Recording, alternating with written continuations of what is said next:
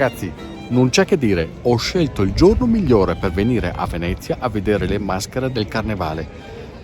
Una ce ne fosse in giro, ma del resto con questo tempo mi ha ispirato però a non lasciare che questa escursione cadesse nel vuoto. Vi faccio vedere delle altre chicche carnevalesche, ma non solo.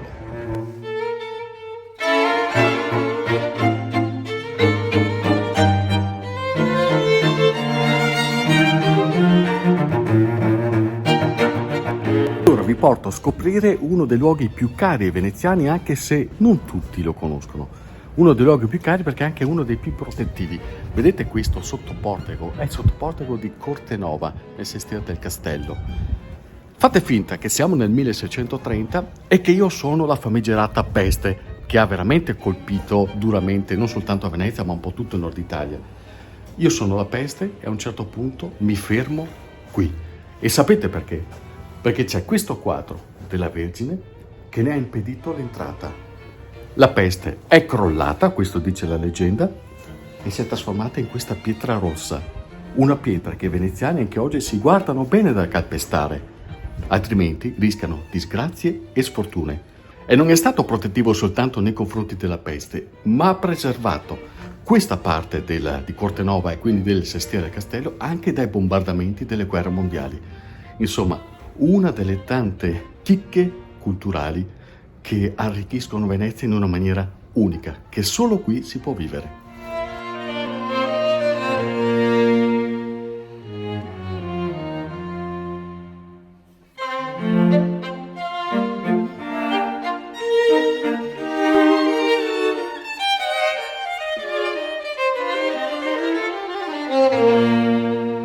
Però se carnevale deve essere, che carnevale sia. E allora andiamo da Pierino e da Maria a tastare la fritola veneziana, quella vera.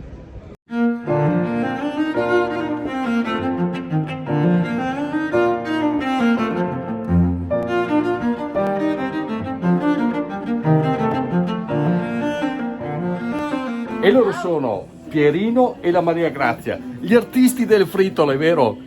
Che vengono fatte come? Qual è il segreto? Si parte presto alla mattina del giorno con lievito di birra, farina, e da lì si comincia, si sbatte, si aggiunge il latte, viene montata tutta a forza, va montata questa fritola che è qua, e poi quando è montata con il latte si fa pianetto, che la macchina deve sbatterla su per i muri. Mi piace quel pianetto, sì, è tutto. Tutto là è il segreto, una giussetta a volta al latte, e poi quando è pronta, che noi la vediamo, la sentiamo anche orecchio ormai, perché la macchina ha un rumore differente da quando parte dall'inizio. Si comincia a mettere le uvette, tutti i cubetti di arancio, cubetti di cedro, mettiamo le uvette, pinoli rigorosamente mediterranei, noi cinesi, vi spiego in 2 minuti. E dopo li mettiamo a lievitare a vari stadi, una dentro la cella la cella del forno, una sopra la tavola, una vicino alla finestra, perché altrimenti le ho tutte in un colpo da friggere. E allora così invece le frigo man mano, perché la frittella veneziana deve essere mangiata calda. Pierino, ma da quanto tempo le fai? Perché questi qui sono insegnamenti che arrivano da lontano. Sì, 43 anni E siamo basta? qui. Sì, basta e avanza.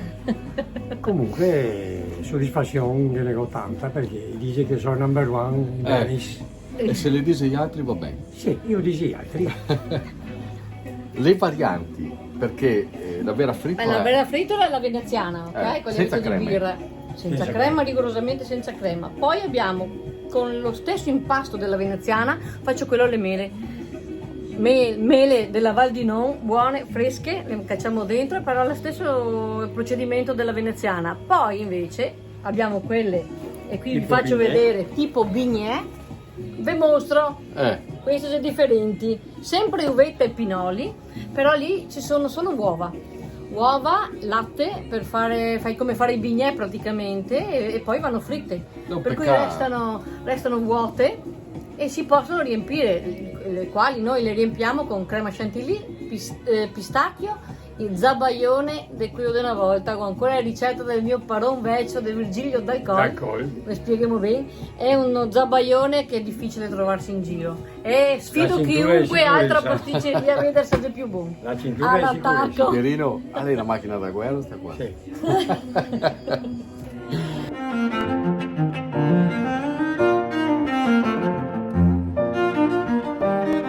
Insomma, due chicche che sanno di Venezia, sapori culturali. Invece nel prossimo video, che vedrete tra qualche giorno, vi parlerò di sapori veri preparati in un ristorante storico, gestito dalla stessa famiglia, pensate, da ben 72 anni.